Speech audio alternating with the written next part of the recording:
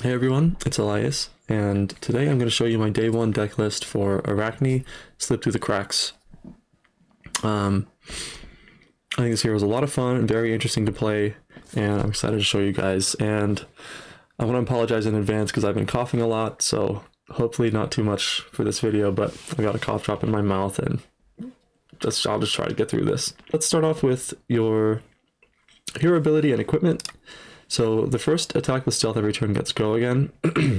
This applies to your opponent's stealth attacks as well, which really sucks in Assassin Mirrors, but I'll talk more about that later. Moving on to your equipment, in most matchups you're playing Black Tech Whisperers, Flick Knives, Fiendal Spring Tunic, and Mask of Deceit. Black Tech is just really nice to give either your second chain link go again, or like a Leave No Witnesses. It's also just a reaction on your equipment for Bonds of Agony. And sometimes the recursion comes into play where you can block with this and activate it twice, which is really, really strong if you do that. Flick Knives is really important for how the deck works. Being able to trigger one of your daggers on demand whenever you want is really important, as well as how it interacts with Kiss of Death, which I'll talk about in a minute. So for your chest piece, you could experiment with Blood Spattered Vest, which I just haven't really tried very much yet. I think I like this better in general, but it's definitely worth a try. Every 3 turns, just getting a resource is really broken. Mask of Deceit blocks for 2, and it allows you to become a random agent of chaos unless they're marked where you choose between 1 of 6. All of these modes have a lot of potential. There's situations where you might want each of them. Just being able to turn, maybe a rough hand with too many action cards, so you have a lot of tempo. You can turn any assassin attack into a +3 reaction, or being able to flip into trapdoor and just banish a trap to gain a 3 block from your deck, as well as blocking for 2 on its own. Moving on to the daggers. Right now I'm playing 2 Hunter's Claves and 1 Nerve Scalpel. We're playing a lot of marked payoff cards, so I want to be able to trigger this, whenever I want. I want to be able to flick one of them and have a second copy in aggro matchups. I think it's just sort of good enough. But I think that in a lot of matchups I'm going to want the Nerve Scalpel. Maybe the game I think is going to last longer, and I don't want to flick my daggers as often. I want to play around Stink Belows, Shelters, or Assassins. They've got attack reactions in their hand. In longer games I'm going to want this.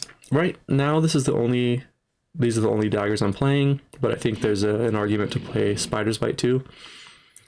Maybe you could play 1 Clave and 1 other dagger in every matchup, and instead of 2 Claves you could play a Spider's Bite. That's definitely worth testing because all your stealth attacks are attacking for 3, so Spider's Bite reducing the power, the defense power of attacks is really good. But right now this is what I've got. And then for other equipment, currently AB2 in the head and leg slot, AB2 Spellboy 2. I think AB2 is kind of okay for Kano because we have a lot of yellows anyway. And then you can play one of these against Rune Blades, and I don't know which I would play.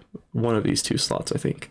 And then Vambrace for Enigma. I haven't really played the matchup very much, but this should probably be better than Flick Knives, I would think. I think it's pretty often that you have 1 extra pitch, and so just forcing them to play around having 1 less ward every single turn is really strong. Let's do a quick overview of some of the stats that I'm working with right now. Currently, there's 13 blues and 10 yellows in the main board, 32 reds. Currently 16 attack reactions, 31 total attacks, 24 of which have stealth. I think you can go, up or down a few cards in each of these categories. It's still testing. I used to have more attack reactions. I was on 18. And I just at an armory just had too many hands with like 5 attack reactions in my hand, and I thought maybe I should cut some of these for attacks to sort of smooth that out a little bit. So right now that's what we're working with. This deck can pitch yellows pretty well. It's not super often that you're using 3 resources. A lot of times you only need 2, or even you don't need to pitch any cards at all. And so we're pretty low on pitch cards. So Moving on to the attacks in the deck, let's go over the reds first.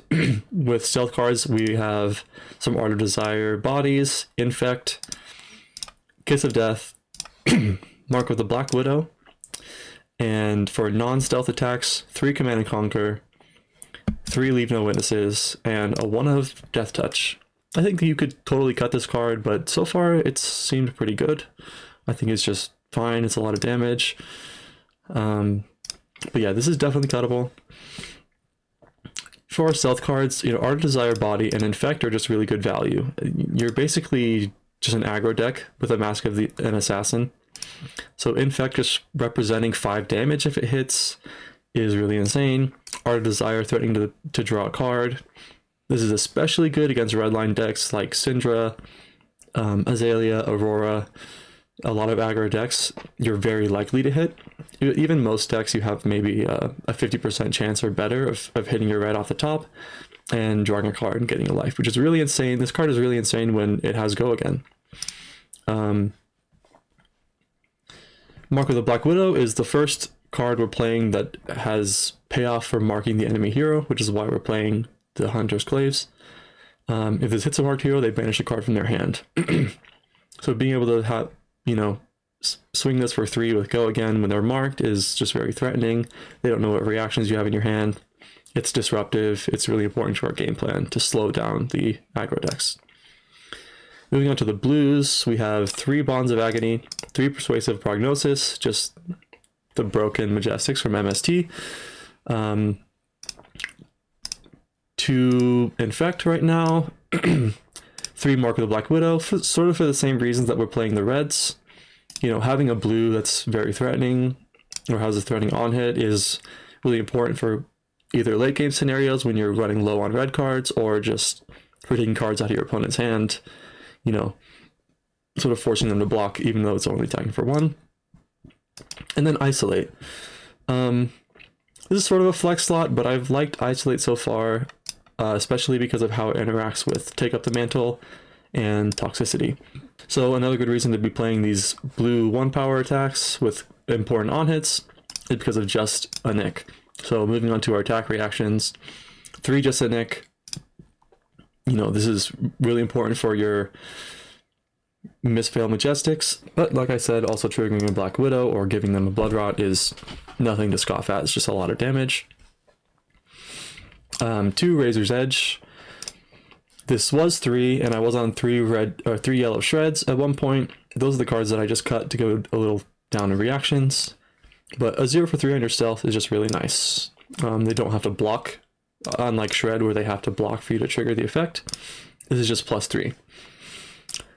Tarantula Toxin, -3 to a defending card on a stealth attack, or a dagger gets +3. What's really nice about this over like a red shred is the modality that you can trigger this on a dagger if you have, say, a hand that's heavy with reactions and you sort of don't have another way to convert your hand. You can always convert this to +3 on a dagger. And the real reason this is super, super powerful in this deck, another reason, is that it double triggers on Kiss of Death. Kiss of Death is a stealth attack and a dagger attack, so it gets +3, and if they block, their defending card also gets -3. Spike with Blood Rot in red is just +3 and a Blood Rot Pox on hit for 1 cost. Again, it's just really good value. It's just a 1 for 5 if you hit, as well as you know, threatening your on hits from whatever attack you're playing. And it's also important in the deck for how it interacts with Kiss of Death.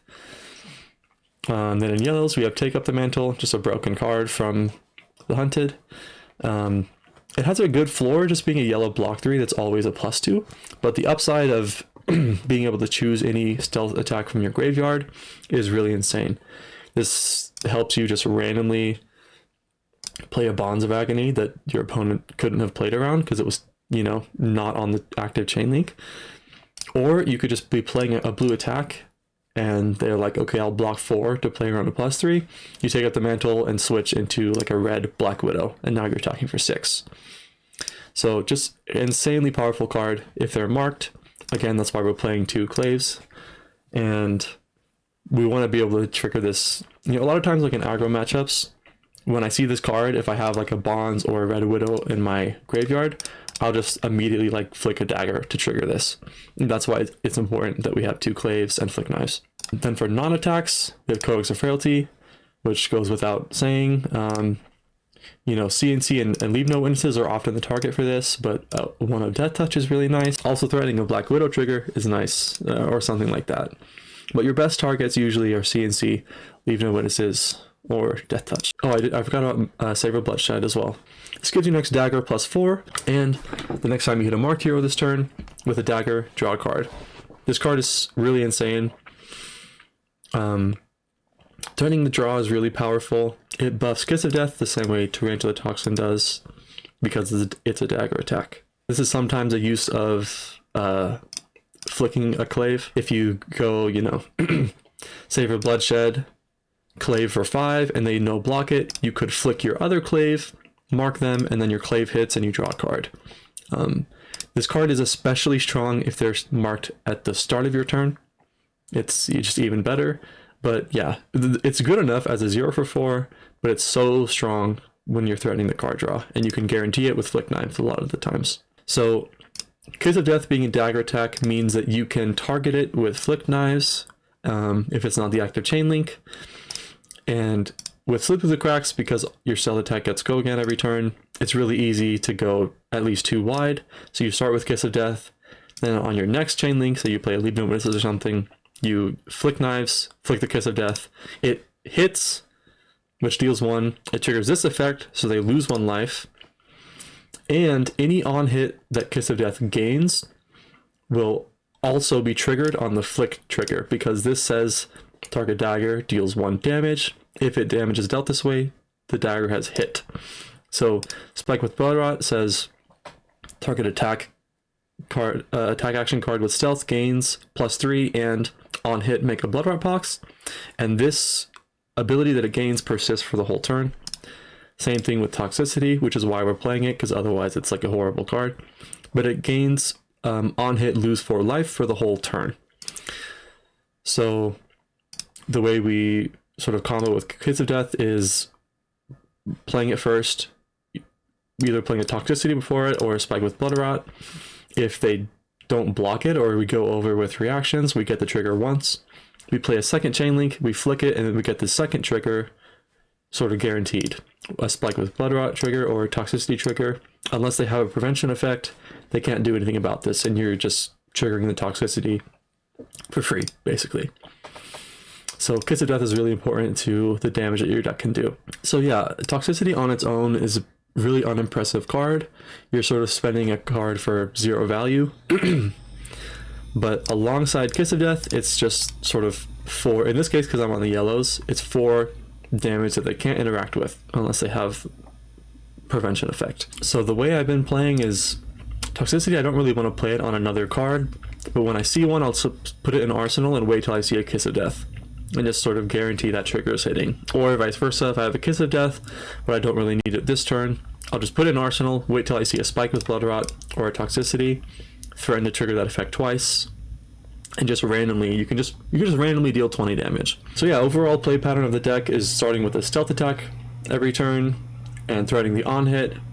That's why I think it's pretty important to have a volume of attack reactions, just to, you know, force your on hits through. If they're marked, having a mark of the Black Widow in your hand, or, you know, just threatening to deal damage or draw a card is really impactful. And then trying to disrupt your opponent, slow them down, using Bonds of Agony, Persuasive Prognosis, Leave No Witnesses, and Command and Conquer. You have your arms and legs are 2 reactions that you can trigger for the Bonds of Agony. So with 1 or 2 reactions in your hand, you can trigger this. Take Up the Mantle is a way to, like I said, sort of surprise your opponent with disruption that they weren't planning around. So that's why I like Blue Isolate. You can just play a Blue Isolate, and then if they're marked, Take Up the Mantle into a Bonds or a red attack, and sort of just, they can't block this with more than 1 card from their hand. It's also nice, you know, it could just end the game with just a Nick, again, because it has Dominate. And then it's really important, Flick Knives, the reason this is so important is because even if your opponent is not marked, you can threaten these marked triggers without having to swing a dagger. So without having to pitch any cards, you can play a Mark of the Black Widow for 3 go again, and if they just don't block it, you can flick a clave, mark them, then on it they have to banish a card from their hand. Or if they block 3, you could just pass priority and play another attack. You can say, yeah, I didn't really care about the Mark of the Black Widow hitting. Here's another stealth attack. Here's a Leave No Witnesses. Here's a Codex of Frailty, or whatever, and you just pass priority. So pretty often when I see a Black Widow, that's when I'm going to activate my Flick Knives, or if I see it take up the mantle, and I have a good one in my graveyard, like I mentioned. So that's kind of the core deck and core strategy. Toxicity, by the way, I'm on the yellows because if I draw it and my hand doesn't really use it well, or I can't put it in my arsenal, drawing the red kind of sucks. So I've tried both. I don't know which I like better. You can experiment with the red or yellow, but these ones you can pitch, and so it's a little bit less of a brick if it doesn't really line up well and you don't want to keep it. You're not sort of forced to block 2 with it. It's also really nice because you can pitch stack it, so if you are worried about getting fatigued, it's easier to pitch yellow toxicities, and you can pitch them next to Kiss of Death to just sort of pitch some inevitable damage for your second cycle if you're worried about running out of cards. And these were in the sideboard, but in my testing I just started putting these in every matchup, because against aggro decks they're not good at blocking, so it's a little better, but against defensive decks you want to get sort of inevitable damage. So for right now it's just in the main board. I'm just playing 2 yellows, but you could definitely play the reds. It's more damage. You could definitely not play them in every matchup. I'm not really sure.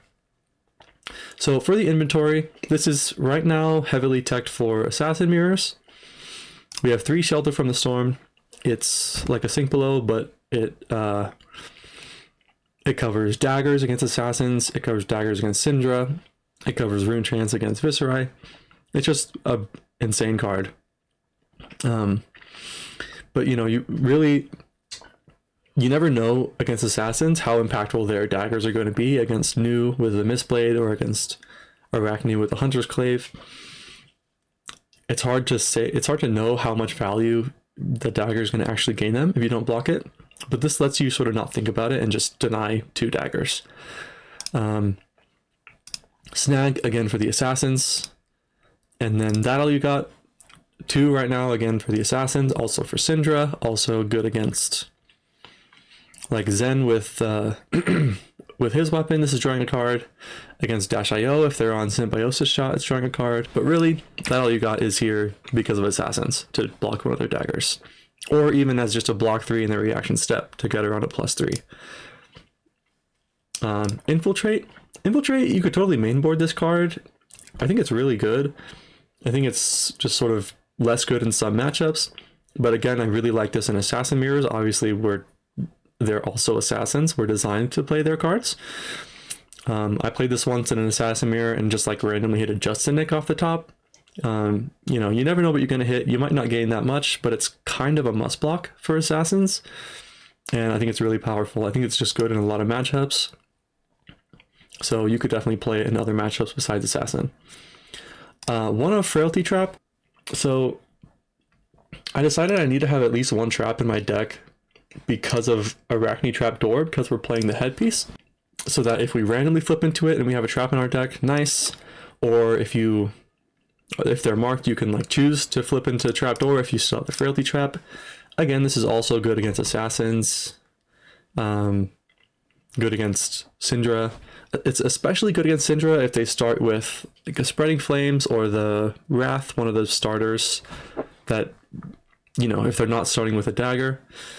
I think you could definitely play more copies of Frailty Trap. There's a few traps that are really strong that you might want to play more copies of, but right now I just kind of valued the other D-Reacts a little bit higher.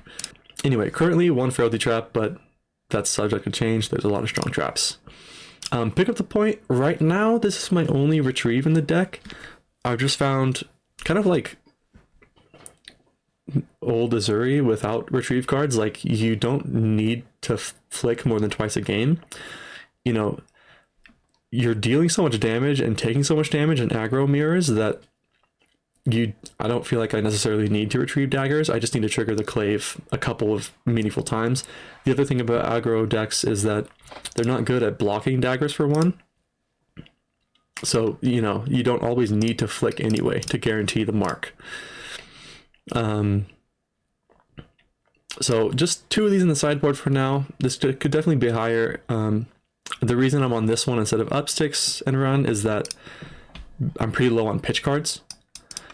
So up six and run is nice with Kiss of Death because it buffs Kiss, but without a pitch card, up six and run is it forces you to arsenal it or block with it if you can't swing a dagger.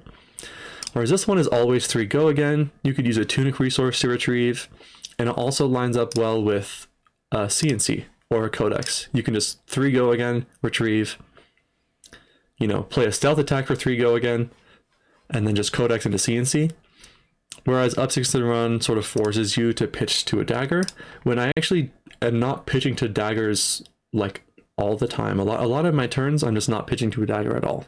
So I think that it gives you a little more flexibility than up six, but that's, again, up six is also a very good card, and you could play more retrieve cards and build a deck a little differently. That's up to you. 2 Spreading Plague, it's just good. It's just dealing damage.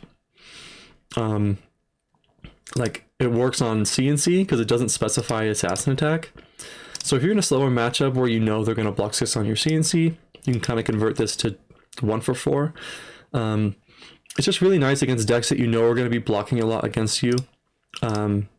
Just earlier tonight, I won a game against Kasai where I blocked with a headpiece and flipped into Black Widow, and then I went 3 go again with pick up the point, I swung a dagger or something, and then I just played a Death Touch for 6 with 1 card in my hand, and they were like, well, I guess I have to block 9, so they blocked with 2 pieces of armor and 2 3 blocks, and I just made 4 Blood Rot boxes and just won the game off of it.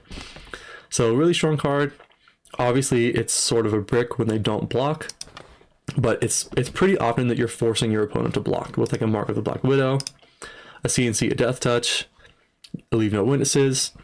I think it's pretty reliable that you can get 2 Blood Rots out of this. Even 1 Blood Rot is okay, and it's a reaction on your Bonds of Agony.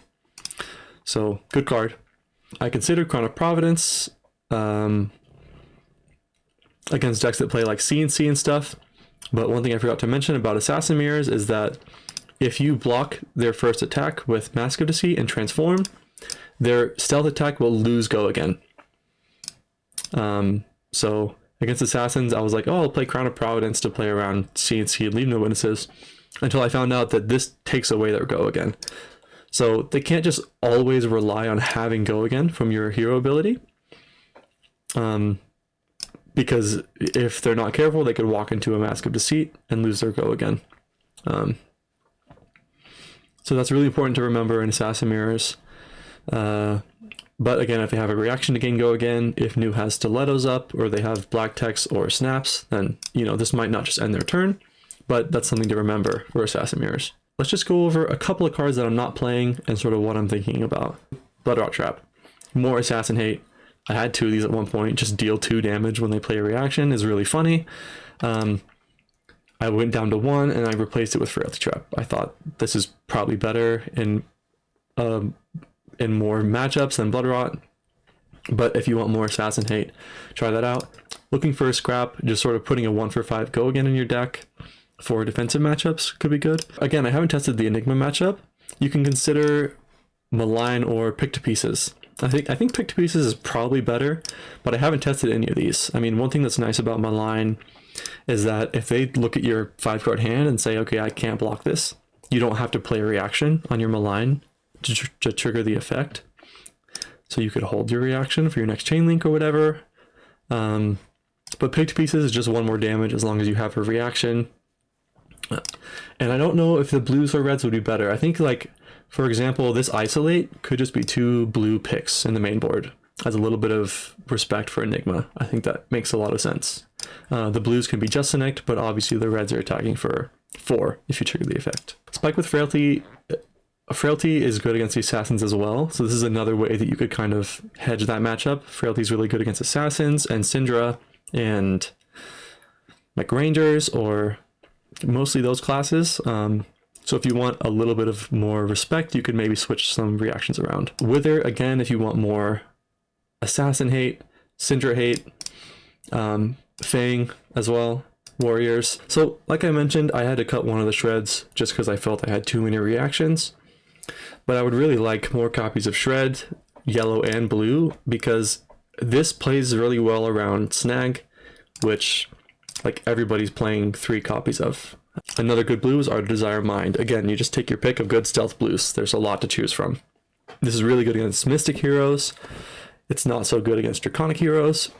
Regicide is funny, but I mean, yeah, if you like take your opponent's whole hand and they don't have armor, you could just randomly win the game, but you don't, it's like the only time you ever want to play this. It's like so rarely ever going to come up. Surgical Extraction, I cut completely. You know, I don't really want to play a 2 for 4 that's easy to block out. None of our reactions, except for Shred, interact with this. All of your reactions say target stealth card.